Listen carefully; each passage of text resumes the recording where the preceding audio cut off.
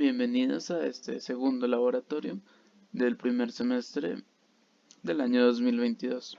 En esta ocasión nosotros resolveremos el problema número 3 y el problema número 5. En el ejercicio 3 nos dicen que en un triángulo DEF hallar el conjunto de puntos P en el interior del triángulo, dado para los cuales los segmentos por los puntos de intersección de EP y FP con los lados opuestos correspondientes son paralelos a EF. Veámoslo en GeoGebra.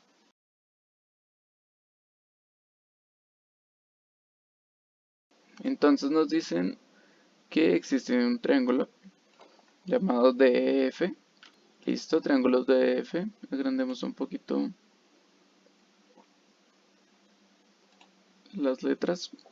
Listo, DEF. Ahora nos dicen que hay un punto en el interior, P, y que por los puntos E trazamos el rayo y F trazamos el rayo AP. Ok, hallamos el punto de intersección. Nos preguntan cómo se tiene que ser P para que este segmento sea paralelo con este segmento.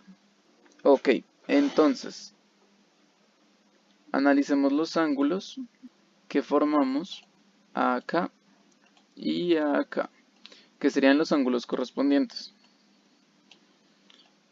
Ok, para que sea paralelo con estos ángulos y estos ángulos también tienen que ser congruentes. Es decir, este con este y este con este. Pero no pasa porque no es paralelo. Listo, entonces. P tiene que ser el rayo por el cual armemos este punto. Es decir, nosotros ahora mismo vamos a armar un triángulo correspondiente, congruente, a este ángulo.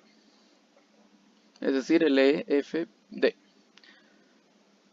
Por estos puntos. Listo, entonces ocultemos esto y ocultemos este por ahora.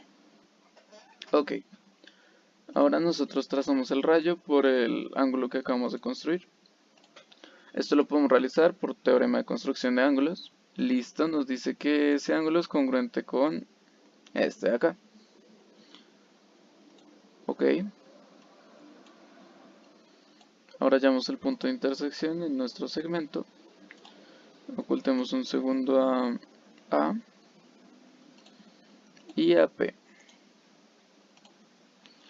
Listo. Entonces esta medida es congruente con esta. Entonces ya tenemos el segmento en paralelo. Es decir, nosotros solo tendríamos que trazar este rayo y así hallaríamos a nuestro punto P.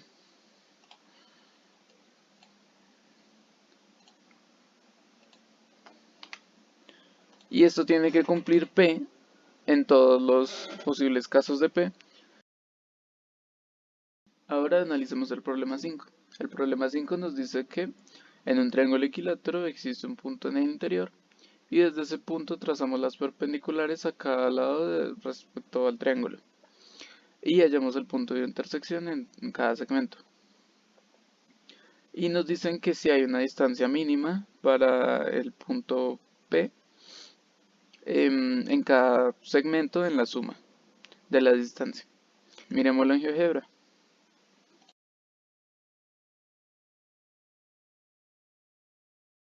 Listo. Respecto al triángulo equilátero, construimos un segmento para basarnos en ese segmento y hacer el triángulo equilátero. Hacemos el segmento.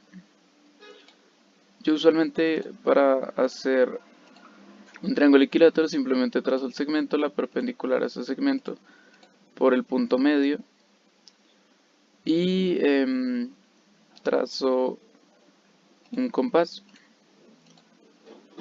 para hallar la misma distancia. Esto lo haríamos por localización de puntos en un mismo semiplano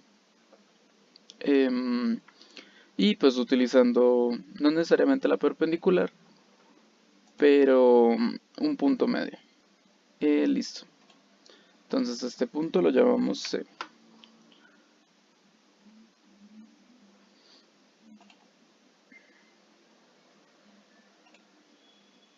Ahora por este punto trazamos los segmentos para que sea un triángulo equilátero. Listo. Una vez esto nos dicen que hay un punto en el interior. Póngalo acá. Ese punto en el interior se llama P. Y desde ese punto trazamos las perpendiculares a dichos segmentos.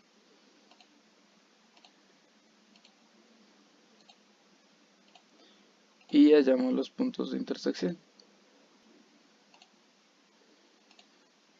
Listo, una vez hallados los puntos de intersección, tenemos que remarcar los segmentos por los que queremos hacer la mínima distancia. Y ahora simplemente ocultamos las perpendiculares.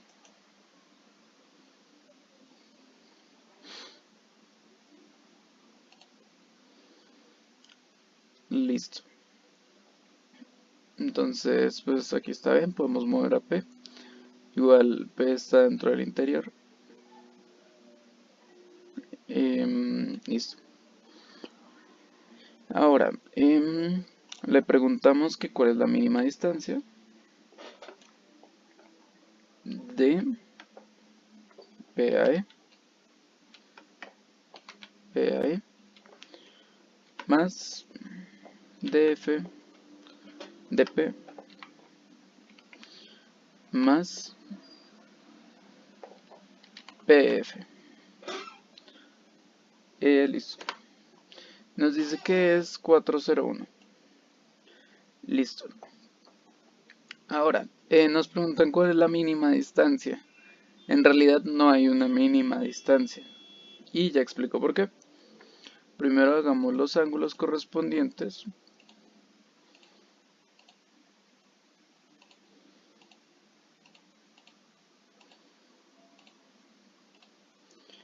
Y ya miramos por qué sucede esto.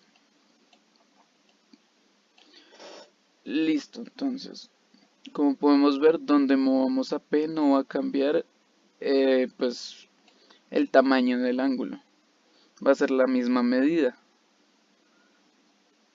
Por ende, si nosotros trazamos este segmento y este segmento, siempre va a ser el segmento de mayor medida. ¿Por qué? Por teorema de la bisagra, ya que el ángulo de mayor medida de este triángulo y de todos los otros dos triángulos siempre va a ser mayor, entonces su lado opuesto va a ser mayor.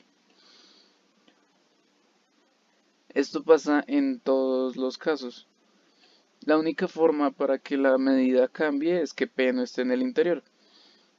¿Por qué? Porque así este ángulo, bueno, ya no contemos este ángulo, entonces pues este ángulo no necesariamente va a ser el mayor de este triángulo. Entonces pues evidentemente las medidas van a variar. Bueno, ahora esto pasa en absolutamente todos los casos.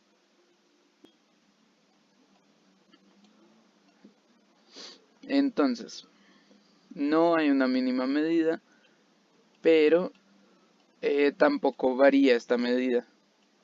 Es decir, la mínima sería 4/01.